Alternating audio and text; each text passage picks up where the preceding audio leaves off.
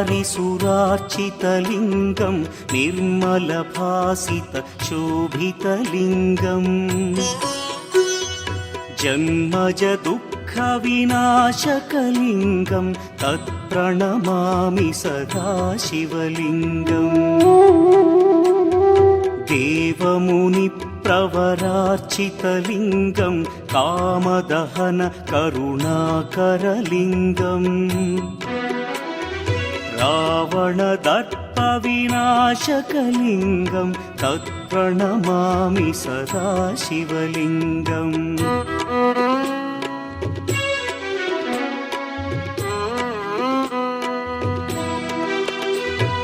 सर्वसुगन्धसुलेपितलिङ्गं बुद्धिविवर्धनकारणलिङ्गं सिद्धसुरासुरवन्दितलिङ्गं तत्प्रणमामि सदा शिवलिङ्गं कनकमहामणिभूषितलिङ्गं फणिपतिवेष्टितशोभितलिङ्गम् दक्षसुयज्ञविनाशनलिङ्गं तत्प्रणमामि सदा शिवलिङ्गम् कुङ्कुमचन्दनलेपितलिङ्गं पङ्कजहार सुशोभितलिङ्गम् सञ्चितपापविनाशनलिङ्गं तत्प्रणमामि सदा शिवलिङ्गम्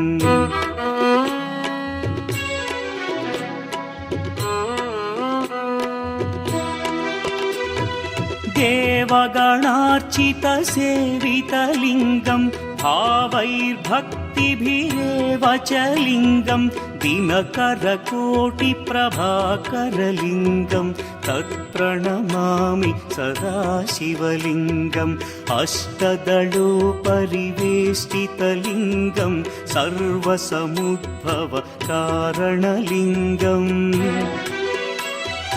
अष्टदरिद्र्यविनाशनलिङ्गं तत्प्रणमामि सदा शिवलिङ्गम्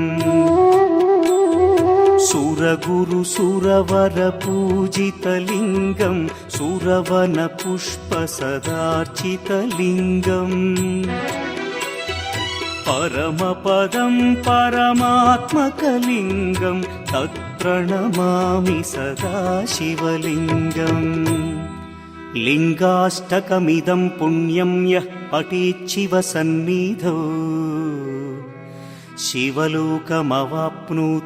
शिवेन सह मोदते।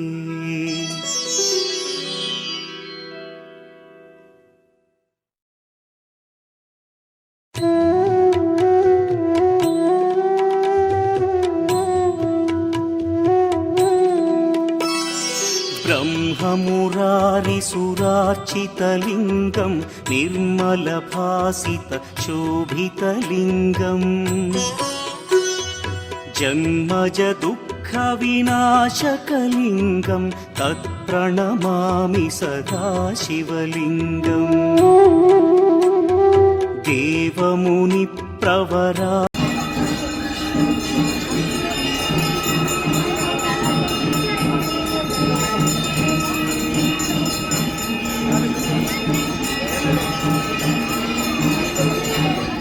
గంగా హారతి సమయం అండి, చూడండి అందరూ గంగా హారతి.